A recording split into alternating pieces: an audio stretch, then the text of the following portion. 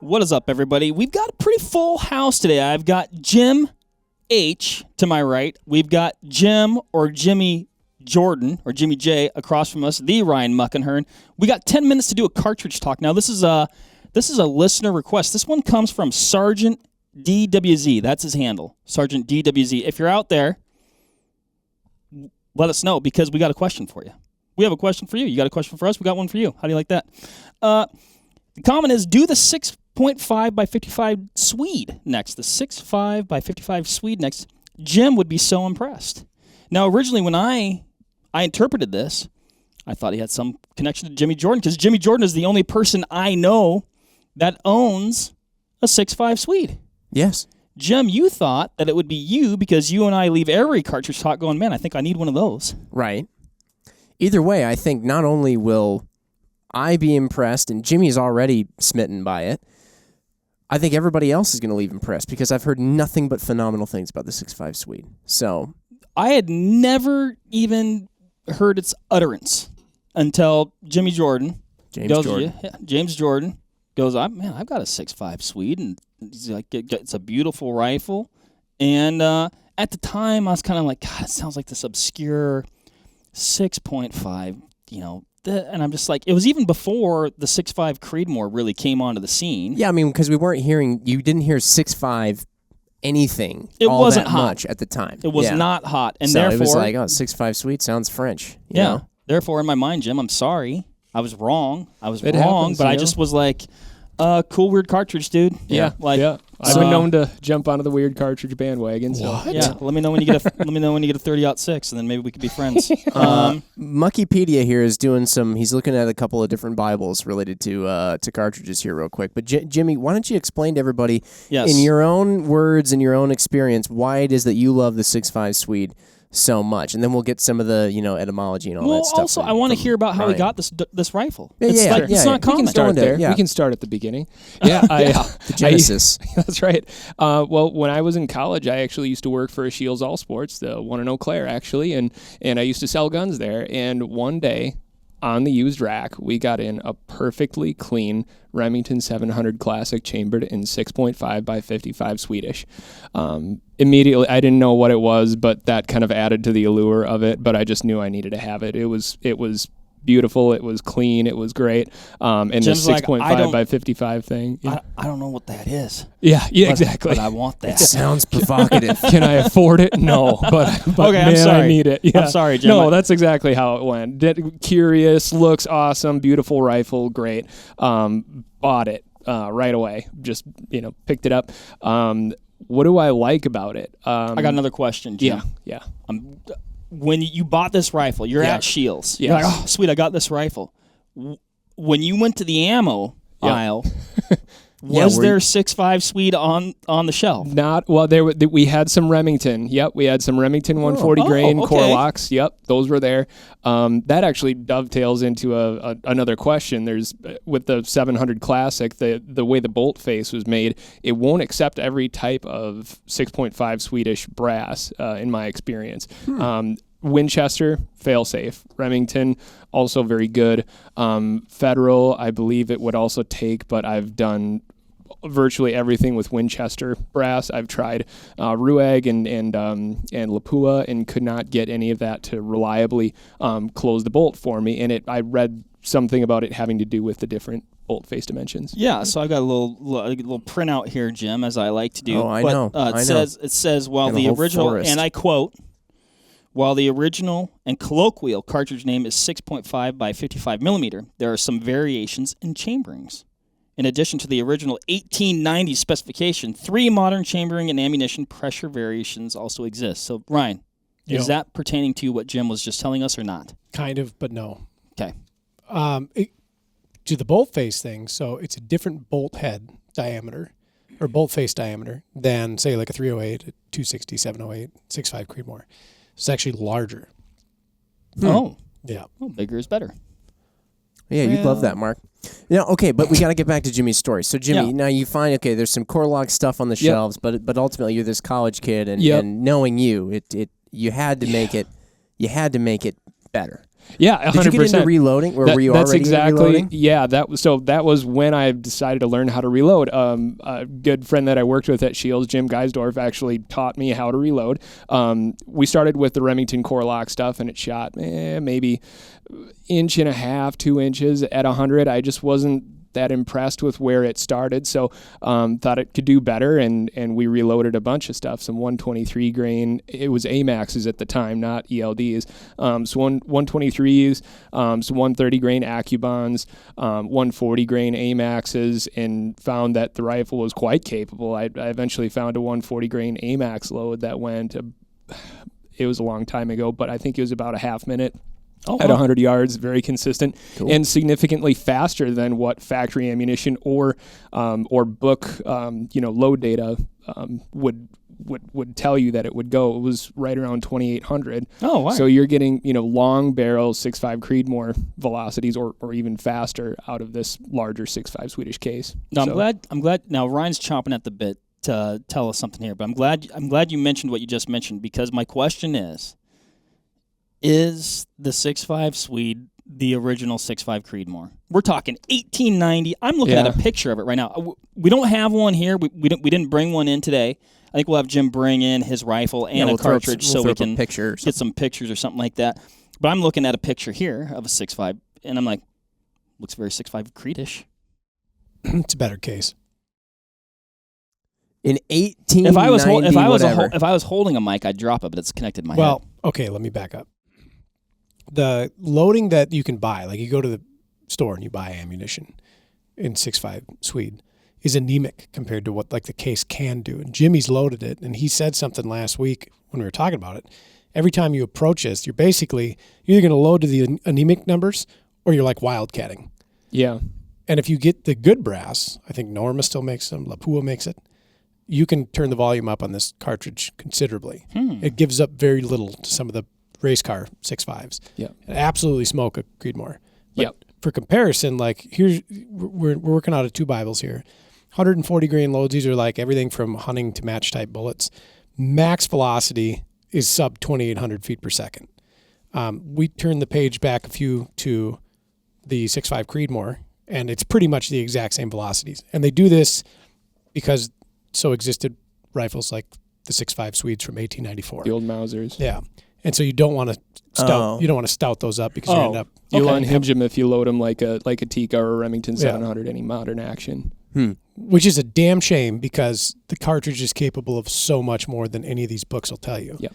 Jimmy, having loaded it, has approached that and probably surpassed it handily. What are you getting out of this? I never really tested the upper limits. I should, but I just settled on some good hunting loads that worked well for it and ran with it. Had a 140 grain AMAX, like I said, going roughly 2820 is the number that's sticking out in my head. But yeah, real consistent. Was shooting the 530 grain or 530 yard rams with it quite a bit. Nice. Yeah. What else? Double tap factory ammunition, 140 grain. Partitions shoot very well out of it. Best factory load I found for that rifle. Okay. What else? 127 grain Barnes LRXs. I loaded those up. Love how they shoot. Had loader 17, I think, is the powder for that. Yeah. Now, have you ever used this particular gun for anything other than just just hunting? I'm gonna say it. Sorry, Mark, I didn't mean that. But like, is it solely your go-to hunting rifle, or do you use it for other stuff too? Yep. Because it sounds like it's so accurate. It could be a very viable long-range gun too. Absolutely. Yeah. I mean, I think I've seen people accliize it and stuff and turn it into a kind of like a 6.5 PRC of what sorts. do they call that 6.5 Crusader? Does that sound right? It's got a crazy name. I thought Heartthrob or Heart. I thought it was something like. I think you're just looking at Jim. I know that's what came to mind. Naturally, it's hard to get out of your system. So in Europe, though, like they call him actually. That's his 6.5 Heartthrob circle. They call him the 6.5 Heartthrob. Right. Because Jesus. Made a new button. In Europe, you can buy a lot of target rifles like Tikka and Sako both. Still chamber these in like target style rifles. Maybe not Sako anymore because they've kind of gone away from that. But they had a TRG in 6.5 by 55, did they not? I don't know. I know that there's Tika T3Xs made for it, and I do believe they have a like a varmint or they had that matched target rifle with that laminate stock that was adjustable and just beautiful. Set up for this because it is such a phenomenal cartridge. It just never caught on in the U.S. What? And is that just because, was it the timing of it, do you think? I think partly. Because when it came out, 6.5 wasn't like, you put 6.5 on anything now, or really even I would say almost like 3 years ago. You put 6.5 on anything and it'll just, people didn't care. I will have it. Yeah. But back when this thing kind of like came on scene. I was going to say, it's metric. Sounds metric. Yeah. Phooey. It's metric. And it wasn't until the 80s. Well, I mean, aside from the 7 Rem mag, but we've talked about that already. It wasn't until comment below 80s, 90s where metric started, like that pendulum started swinging over. So yeah, if it was reintroduced and it wasn't called the 6.5 by 55 Swedish Mauser, but they called it like the 6.5 or the 260, the two. Yeah. The 26 Swedish. The 26. The 26 But Swedish, even still, the foreign thing probably would throw people off. If you say Swede in there, I don't know. It's a great cartridge, and it's understated in the load manuals. Yeah. And with the factory ammo, what it can do, and especially with really strong brass like Norma and Lapua, it's a whole different animal. Is there a cartridge that compares to this better than the 6.5 Creed? Like, we're saying 6.5 Creed because it's just kind of like the one that it just rolls off the tongue. Like, it just ends up in every conversation. It depends on what context you look at it in. So do you want to like talk about it with Mauser loadings from like the time period, or like modern factory ammunition loadings, or like what it's capable of? I think we'd want to do apples to apples, like modern versus modern. Yeah. I mean, it's cartridge equivalent would be like a 6.5 Creedmoor then, because then they're very similar, modern to modern. But like spice it up, 6.5 284. Ooh. Yeah. Okay. Yeah. One thing I don't think we covered is for the Swedes and the Norwegians, this was developed as a military cartridge. Yep. Yeah. That is an interesting sort of factoid. That's probably also why like 30-06 has continued to be a very big thing here in America because it was used so prolifically in the military back in the day. That's probably why it's still such a big thing over there, right? And I mean, still continues to be a thing over here and everything. But. Absolutely. That's I mean, it's, we're definitely a little bit bigger is better. One thing that's in my notes here is like, and one of the attributes that it seems that was attractive was that it was lighter recoiling, but still getting this high level performance, but mild recoiling. It says here, so, and when I said 1890 earlier, I wasn't talking about a velocity, I was talking about a year. So this was developed in the 1890s, per my notes. This predates the 30-30 Winchester. Right. I mean, unbelievable. It says a joint Norwegian and Swedish effort starting in 1891 for use in the new service rifles, practice my words, then under consideration by the United Kingdoms of Sweden and Norway. Yeah. That's pretty cool. It's phenomenal. And they still hunt the dickens with it too. Like I remember when 6.5 Creedmoor was coming on scene and people were like, "That's a flash in the pan. You can't kill a whitetail with that." Yeah. The folks I knew that kind of jumped on board with it, either they had been like shooting a 260 prior to that, or a Swede, or another, mild recoiling cartridge like it, and they'll be like, "But look at those Norwegians and those Swedes. They kill moose with them all the time." Yep. And they're not lying. Like, it's a popular hunting round. Yeah. For sure. You go on any European arms maker's website, Blaser, Sauer, Merkel, like any of the big ones over there, Tika, Sako, and you buy a 6.5 Swede, it's like a 308. I tell you what, those Netherlands countries, those folks shoot. Yes, they do. Like, they can shoot. Yep. And they shoot a lot. Yep. And they do cool stuff with guns. Yep. Like, hats off to them. And it used to be a thing, and may still be, that they had to do. Like, that's cool. We're going out and we're shooting on Sundays because that's a thing we have to do, and stay qualified and stay sharp. And it's funny because we talk about this all the time. The whole rifle scene over there is way different than it is in the U.S.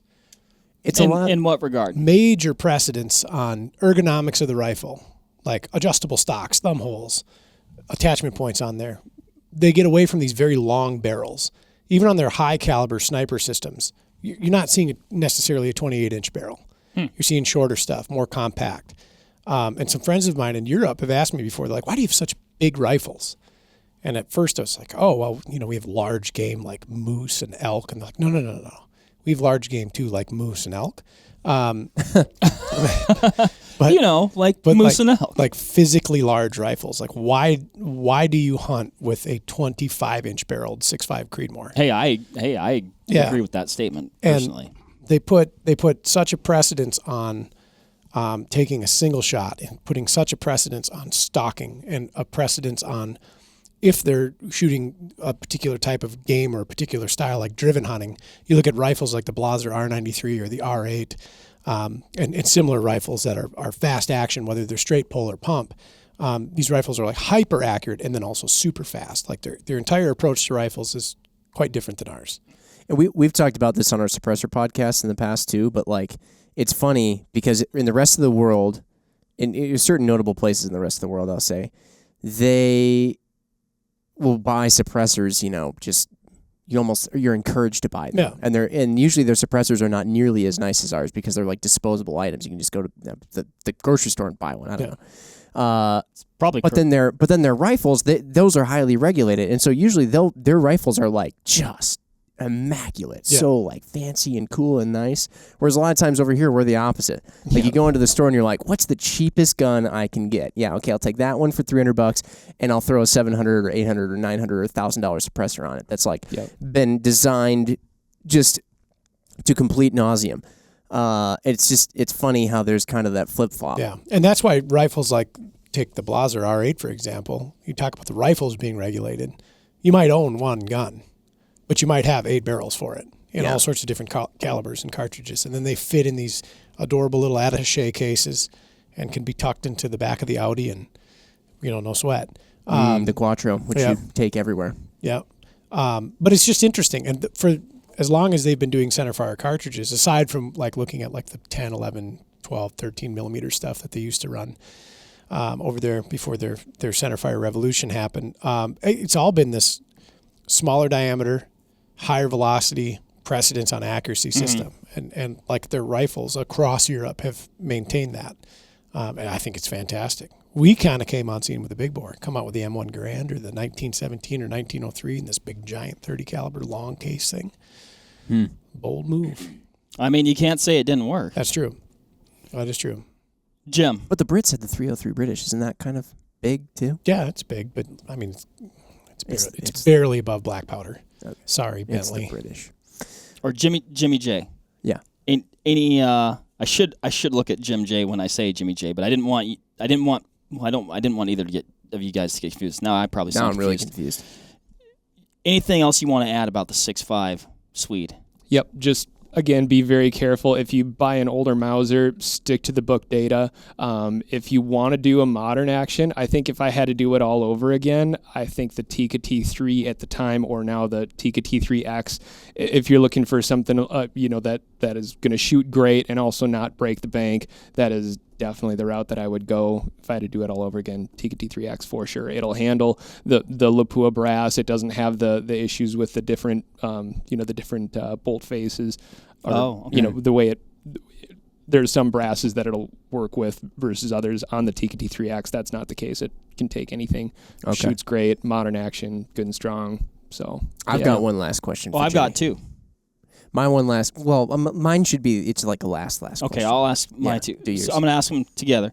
Your favorite thing about the 6.5 Swede, and it could be even that particular rifle. And then, have you ever shot a deer with it? Those are my questions.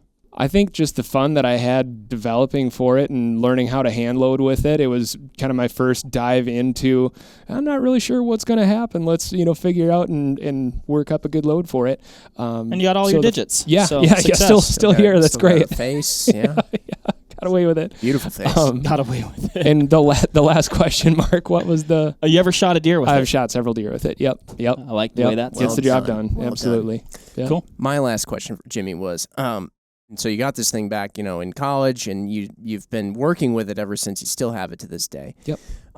Has anything since then ever caught your eye? Like, well, maybe that's my new thing, or are you just still 6.5 Swede all the way? Sometimes I think about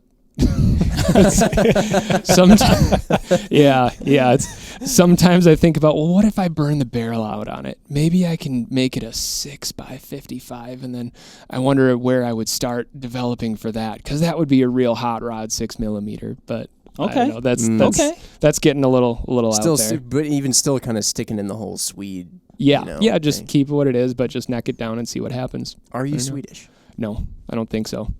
I am, Jim. Half Swede. Are you? 50%. 50%. Oh my gosh! I don't really know. We got a Swede in here. Yeah. You think you know Maybe a I guy. should get one of these. You think you know a guy. Ryan. I will say, Sergeant, I am impressed. I like this thing. Yeah. Thank you, Sergeant DWZ. Yeah. And for prompting this one. So. That's right. Ryan, anything? You got a final thought on this? We've gone over. Might as well just go over a little more. I think I'd like a sour or a blazer chambered in it. And then I'd like to go stock moose and roe and fallow and red stag through some Scandinavian taiga forest. That would be so cool. Yeah. Listen to the Spitzoons sounding off, driving them to me. Come out, big 160 round nose. Woo-cha! Yeah. I'm just kidding. I'd be shooting the barns. But yeah. That's what would happen. Well, awesome. Well, there you have it, everybody. It's like I was right there with you. Yeah. Thank you. The 6.5 Swede. Thanks again, Jim. Thanks for joining us and chatting about this fantastically interesting cartridge. I know I had a great time. Hopefully the listeners had a great time as well. Mm-hmm. Let us know if anybody out there is also shooting the 6.5 Swede, and if you've snoozed it up or if you just go the old classic. Yeah. We'll see you on the next one. See ya. Thank you.